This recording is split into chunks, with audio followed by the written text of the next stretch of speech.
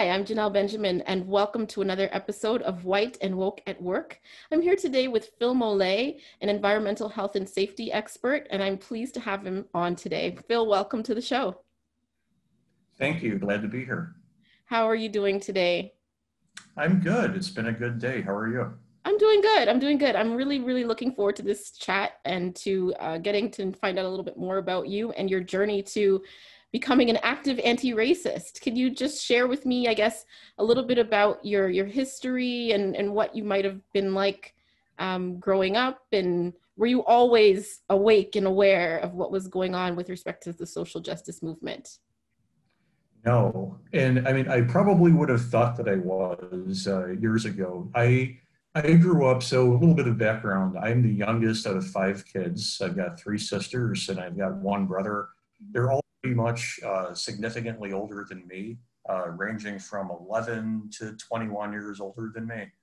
So I was, my parents were already older, in their mid 40s when I was born. We're Italian, Sicilian by heritage. My mom and dad were both first generation Italians. Their parents had come here from Italy. They were the first ones in their family who were born here. Mm-hmm. And they were somewhat liberal politically. They had been FDR Democrats most of their lives anyway, yeah, up until sometime in maybe the late 90s, early 2000s. But there were definite racial prejudices that they had, and that was evident throughout my life. It was also evident in the neighborhood that I was in. It was an all-white neighborhood that I grew up in. It was a mostly white grammar school and then high school that I went to. Mm-hmm. And while I consciously rejected a lot of the things that I would hear from not only my parents and other people that I was exposed to then, it became evident to me probably around the time that I went to college that I had a lot of subconscious biases. Okay. And that was the very beginning stage of getting to recognize that I had some work to do when it came to that.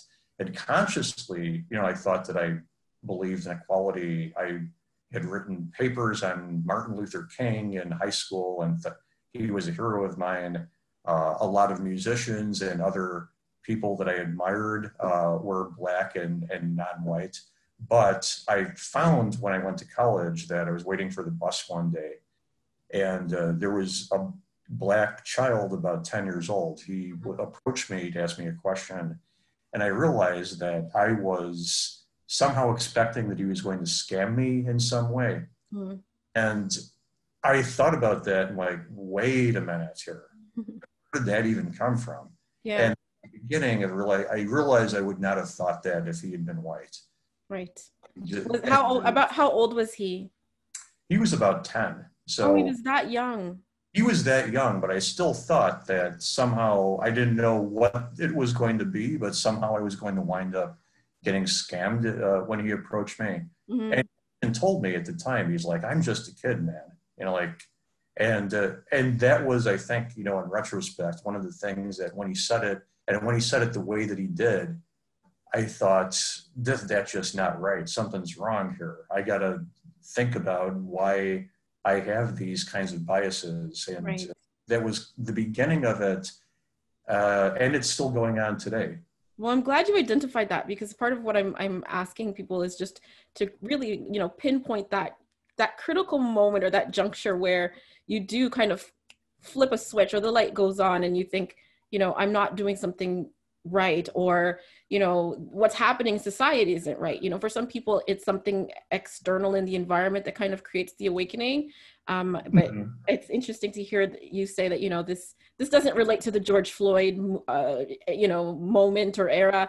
It really is something that happened to you that's deeply personal quite some time ago. And so can you share, I guess, you talked a little bit about your past and growing up. I mean, was it overt racism that you were hearing?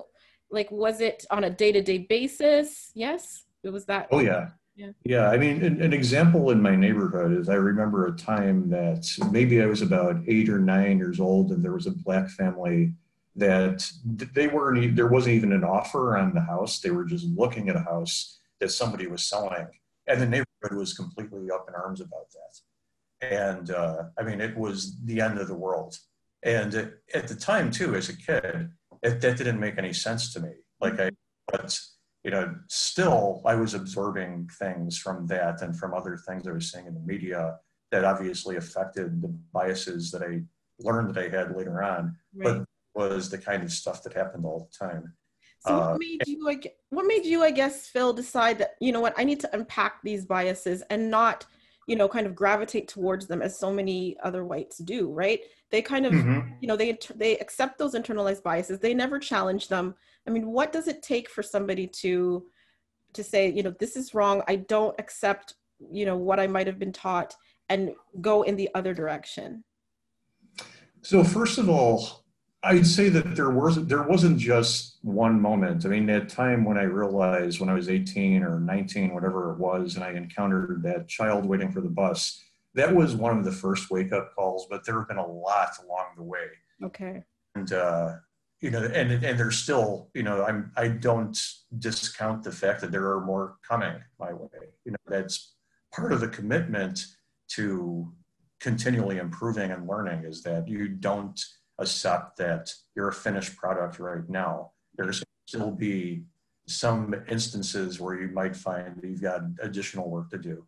But the main thing was that I had consciously rejected things that I had heard my parents say. I mean, there was liberal use of the N word Mm-hmm. in households by them.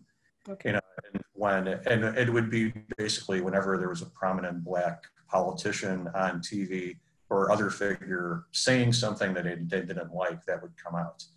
And I rejected that all along. What I found is that it's real easy to say, like, I could have gotten to that point where I had the encounter with the kid and said, well, now I learned my lesson. Now I'm not racist anymore. You know, that's behind me, but it wasn't behind me. But it's easy to think it is. It's easy. People want to think that the racist is the person who's wearing the white sheet. Yeah. The racist is the person who is doing the really, really bad things all the time. And it can't be you because we've put the bar so high up there that really just about the Grand Wizard of the Ku Klux Klan is the only person who could get under that. Right. And it exempts us from having to do the work to look at ourselves. And I kept finding that, you know, as I would go along, that I did have other biases. And that's one of the reasons why I do the I Was Wrong series that I do on LinkedIn, Yeah. which is talking about a lot of instances in which I had an idea for a long time that I had absorbed from the society that I was in, from people that I knew, from the culture, and had to come to the realization that those ideas were wrong. What is the response been to that I Was Wrong series? Because I mean, it's really, really compelling from my perspective to see you kind of being so vulnerable, so open about, you know, the biases you had on particular topics, stereotypes, dispelling myths. I mean, you're really just, you know, shattering people's perceptions, even that they might still hold. So what has been the response that you've gotten? Has it been The positive? response has been very positive. I haven't really had anybody who has come at me on anything. Yeah. That not on one of those posts anyway. On some other things, yeah, but on those, generally the response has been, you know, I have thought things a lot like you have, and in a couple of cases, it's I have been thinking these things up until now. You know, where like I've been given something to think about. And that's really the point of why I do those things is, first of all, because we all do have to learn. Yeah. And I think it's a lot easier to learn when somebody is admitting that if I'm admitting that I'm wrong, that I'm criticizing myself. Other people don't feel like I'm pointing a finger at them and saying, you know, it's you, you're the problem. I'm saying I was the problem. And I had things that I was misinformed about, things that were hurtful to think and act upon, that I now realize that that's the case. And when I'm doing self-criticism, then maybe I'm inviting those people in a more comfortable way to think about whether they might be wrong about some of the same things that I've been wrong about. Yeah. That's really good, Phil. I mean, I totally enjoy reading those, and I think it, you know, the honesty with which you tell your stories and you chronicle your journey, really. I think you certainly have a lot to share, and it's part of the reason I do this show too, right? Like I picked this series for a reason. It's the first series that I'm doing, and it really is because I believe that, you know, through education we can you can inform others and they can change their minds and their perspectives, right? There might be people who can watch this, identify with you or others on the series with your upbringing and your story, and then understand the work that it takes to become an anti-racist. So let's kind of go there for a minute and talk a little bit about some of the other actions. I mean, you've got the great series on LinkedIn, but what other things have you done, I guess, both in your professional and personal life that consists of doing the work Mm-hmm. to kind of become anti-racist? Yeah. So, I mean, I think that first of all, the general thing that I would say is that a lot of people want to go right into doing things without listening and hearing other people that they really need to hear. Mm-hmm. I mean, from my perspective as a white man in the United States with economic privilege and male privilege and white privilege, and straight privilege, hetero privilege, I am not best situated to understand what other people are going through.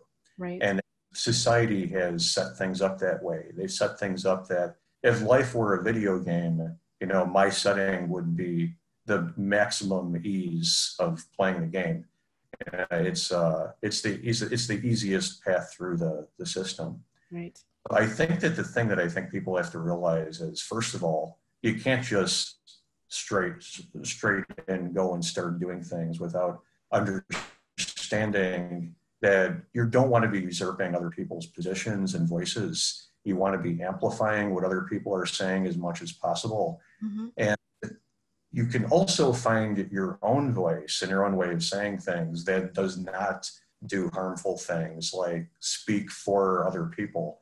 And that's another reason why I've done the I Was Wrong series, and some of the other things that I could do is thinking about, you know, from my perspective as somebody who has gotten things wrong, you know, what can I do in a way that is valuable for other people, but is not treading on other people's experiences and claiming that I'm speaking for them. So that is, I think, a thing that people have this urge that they want to get started, but they've got to understand that they've got to get to the point of being comfortable with being uncomfortable. Yes.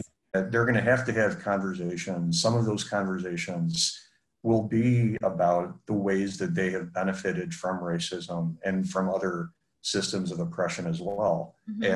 And that is the thing that a lot of people don't want to do. There was somebody that maybe it was about 3 months ago that she was a connection of mine on LinkedIn, and she was all about wanting to talk about anti-racism and be anti-racist until she'd encountered some posts that used the phrase unlearning racism set her off.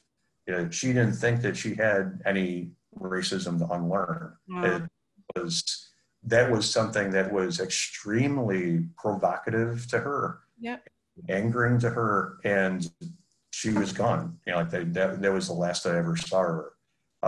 She may have blocked me. I'm not sure what happened there, but that's the thing that people have to realize. That there are going to be some conversations. You get to the point where you're comfortable being a. And then the thing is like to think about what you can do in your sphere of influence, because everybody's got one. Everybody's got something that they're good at, some ability to influence other people that they could use. And from my perspective, I developed some marketing content. Mm-hmm. One of the things that I started doing consistently is looking for ways of using images of women of color, mm-hmm.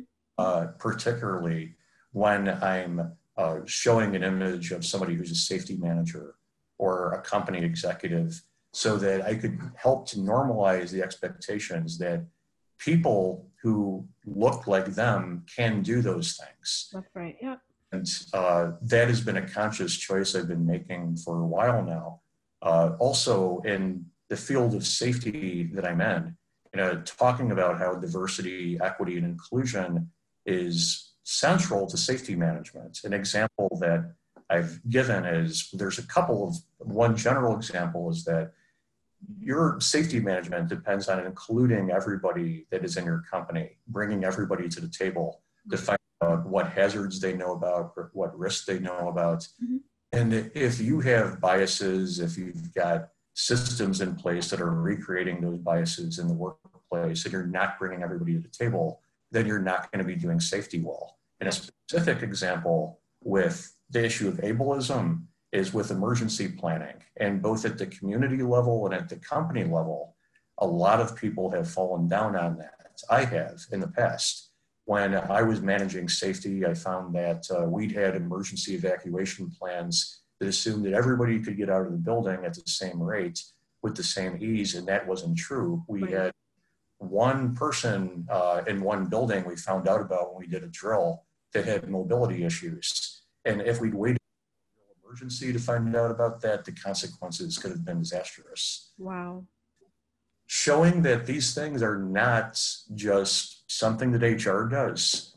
They're not something that is political. Yeah. They're related to business in general, and they're related to safety management in particular.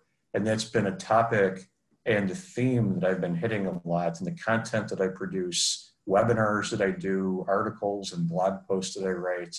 And internally, when I'm talking to coworkers and helping them to understand the field that we're in better, it's a constant theme that I return to.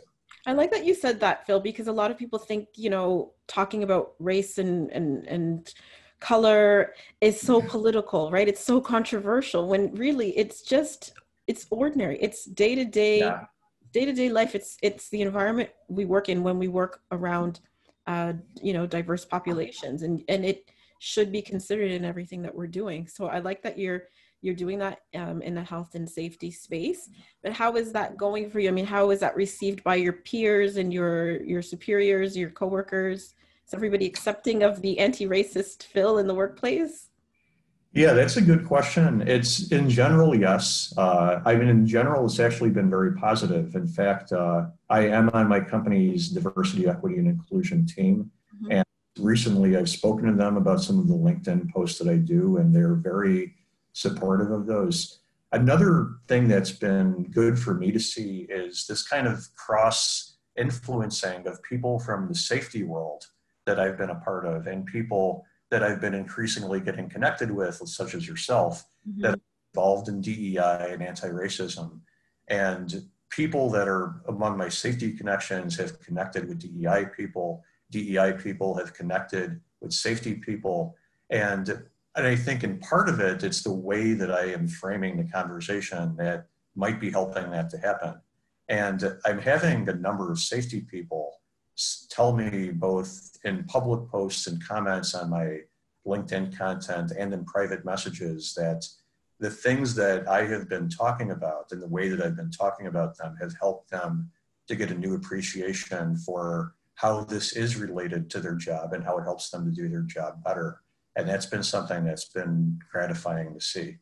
Yeah, I can imagine, because you're right. There's different ways that you can deliver the message, right, to have people receive them, right? And not everybody is going to appreciate being, browbeated over the head about, the right thing to do for marginalized groups. So it's good that, you're giving the goods, right, with a dose and a measure of calm and understanding.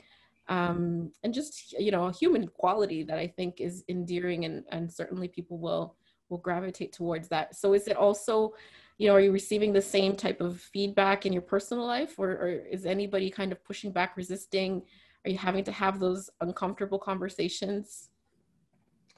Not a lot. In my personal life, there are people, they just drop me on Facebook, when I talk about it.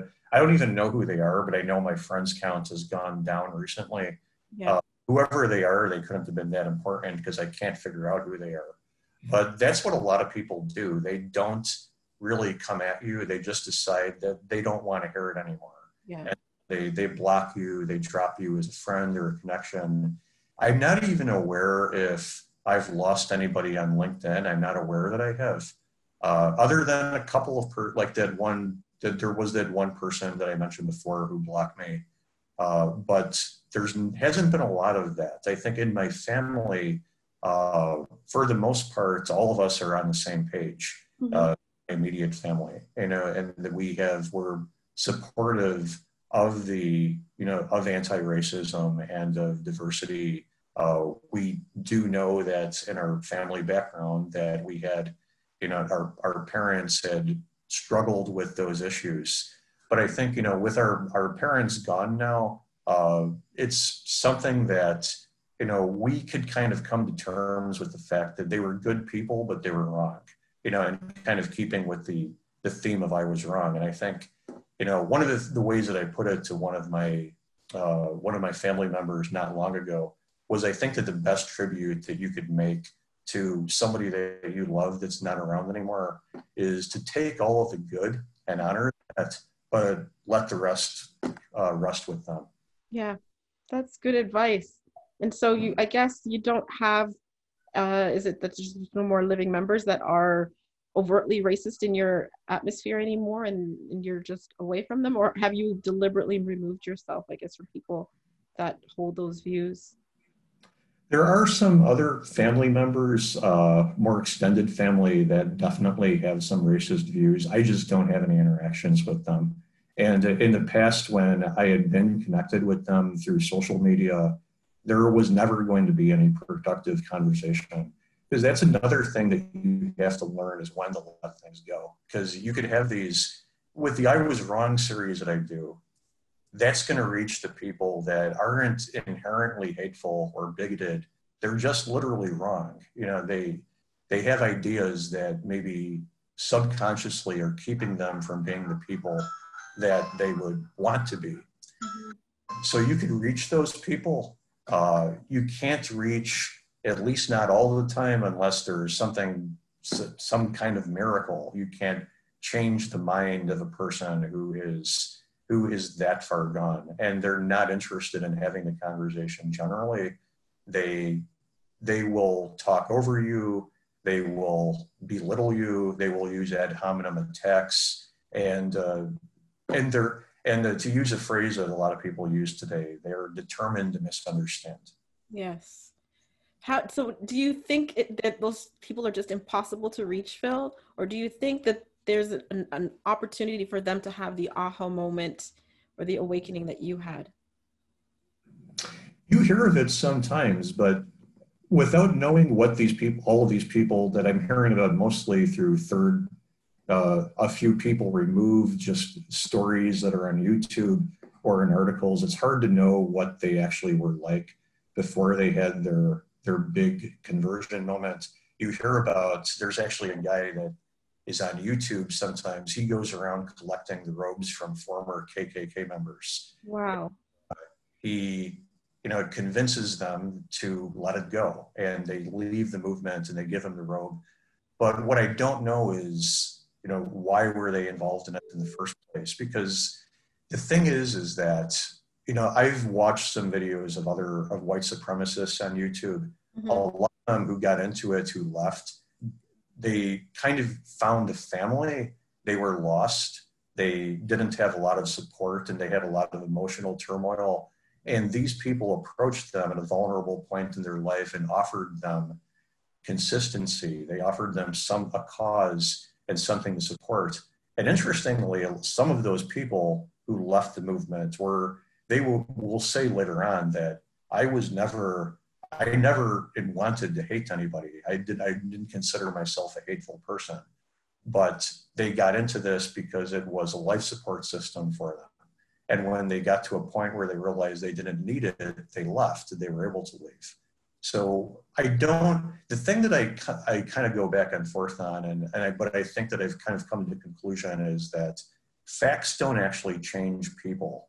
Like, facts don't even really change people's mind, or maybe a better way of saying it is, they don't necessarily change the person's heart. You've got to be somebody who's already open to hearing. You've got to be somebody who is already open enough in their mind and in their heart to take other human beings seriously, to be able to hear what they're saying. And why do you think, just doing your own soul searching, why do you think that what makes you different? What makes you that type of person to be so open to doing this work and to being, understanding and empathetic?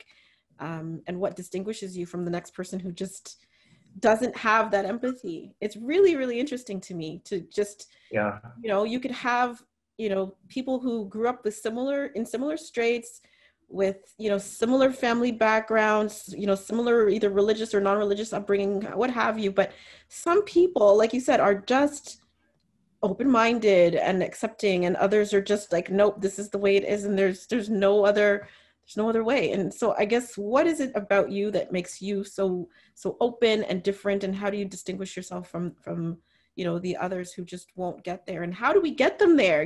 This is what this is about. Yeah. So one of the things that I thought of when you were talking about those things is, I think the purpose that racism serves in general, it served a couple of purposes historically, socially, and personally. One of racism basically started to justify oppression that was already happening. Not only the enslavement of African people by Europeans, but then the replacement of and murder of indigenous people. Mm-hmm. In some of the places that they were colonizing, that did those things, but it also was kind of a safety valve that let the poorest white person have somebody to feel that they were better than. The reality was, you had this white power elite that were controlling everything. Mm-hmm. There's a sense in which they've got everybody fighting over who gets the most crumbs. And the white person at the bottom of that socioeconomic system can feel better about the lesser exploitation that they have by having somebody to look down on. And I think, bringing that back to your question, when I look at, even my own father and other people that I've known who they look at things in their life that didn't go maybe as well as they wanted them to. Mm-hmm. It's self-identification thing to be able to say, well, at least I'm white. At least I have the privileges that I have, and I can think of myself as being better than other people. So there's a self-identification that the system of racism gives people to have. And it can be hard to convince them that they don't need to have that, because that's the foundation in a lot of cases of everything that they've built their personhood upon. Yeah. So that is the hard thing. And that is, I think, why, my thing is that I always knew that the things that I was hearing from my parents and from other people didn't make sense. Like, it didn't make any sense to me as a kid that just because somebody has a different skin color, that somebody doesn't think that they're as good as they are. It made no sense to me. Right. It didn't mean that I didn't also absorb these subconscious biases, but because I knew that I already didn't think that it made any sense, and I rejected that at an intellectual level, Mm-hmm. it's easier for me as somebody that thought of myself as taking other people seriously, that I did want to see everybody as being a human being like I did, that had experiences and they had people that they loved, they had goals, they had purposes of their own that were just as valid as mine. It's just that, the messaging that you get from society sets you in the opposite direction. And then you have to learn all of the things to unlearn so that you could be the person that you always wanted to be without those things pulling you away from that. So did you, I guess, when you started to put in the work to, transform, I guess, your thinking and deal with those inherent biases that you had, did you just sort of start to hang around with other Black people to dispel what you thought you knew? Or was it just, like you said, an intellectual endeavor where you read a lot of books? Like, what was your process for getting to where you are? It was both. It was, college was, I think, an experience for me. And I think that you'd find that with a lot of people, that college, you're going from a place out of the normal neighborhood and environment that you live in, and usually anyway, and you're going someplace else. And you're getting people that are coming to that college from all other different areas and people have different backgrounds, different ethnic and racial groups, different orientations, all manners of diversity that you're encountering that you don't have in the little neighborhood that you come from, the microcosm that you're a part of. And this is why I think, by the way, that I think that a lot of people who are really entrenched and wanting to keep the system the way that it is, to a person, they're almost all against liberal education, liberal arts education in college. They know that this is something that broadens your experience. And when you get to know people, it gets really hard to say. I mean, you could keep making exceptions. You could say, well, that is the one good one, the one good representative of this group. Yeah. But you start finding another person, another person, another person, and the generalization doesn't make any sense anymore. Right. And whatever subconscious or conscious biases, even in some cases, you might have had, it will get harder to honestly maintain those the more people that you know. And then the other facet of it is that you are actually learning things. You're learning about other religions, you're learning about other cultures, you're learning about history. And if you're getting good history classes, then you're learning about colonialism, you're learning about the history of racism, you're learning about slavery and Jim Crow, and then a lot of the things that have happened in between the 1800s and now, including some of the things that I talk about in the history series that I do on LinkedIn, more redlining, and some of the pushback white society has had over and over again whenever they perceived that Black Americans were getting just a little too many rights for their liking. Mm-hmm. Mm-hmm. So I guess were you I don't want to date you, Phil, but were you around in the civil rights era, or were you? I was not. No. Well, it depends. So I guess it depends on how you date this era. I guess that since it did continue on into the 70s, then you could consider me. I was born in 1972. Okay. So I was probably born toward what most people would date as the tail end of that. Yeah. So you don't have any recollection then of how that movement might be different than this one. I was going to ask if you did, but what do you think is the most striking thing that you're feeling from, our current civil rights movement? I think that right now, a lot of white people that did not have this on their radar before have it going on now. And I do think that it is similar to some things that happened during the civil rights movement in the 60s. And this is all just from reading because I wasn't around in the 60s. Right. But for example, I think that there's a direct analog to George Floyd's murder and some of the images, the graphic images of Black people who were brutalized during riots, and during instances of mob brutality during the 60s. Mm-hmm. Images can have the potential to change people's minds when they're that vivid. For sure. I think that multiple sources and people directly that I have spoken to who did live through the second Reconstruction is what a lot of people will call the civil rights era of the 60s, 50s, 60s, because it was aiming to finish what should have been addressed during the Reconstruction in the US after the Civil War, where for a time there had been progress until the North capitulated to the South and basically stranded all of the Black Americans and former slaves and let the South enact Jim Crow, let the Ku Klux Klan start and run rampant without doing much about it, and basically just do that for the sake of reconciling the nation. But the analog is, I think, that in both cases there have been reports of violence and images of violence that have, I think, spoken emotionally to people and to the ones who were capable of having their hearts and minds changed. Those were the things that did. And for me personally, it was one of the things that, even though I had been involved in and interested in social equality movements for some time, there had been a period of time where I was just concentrating on my family. I was concentrating on work.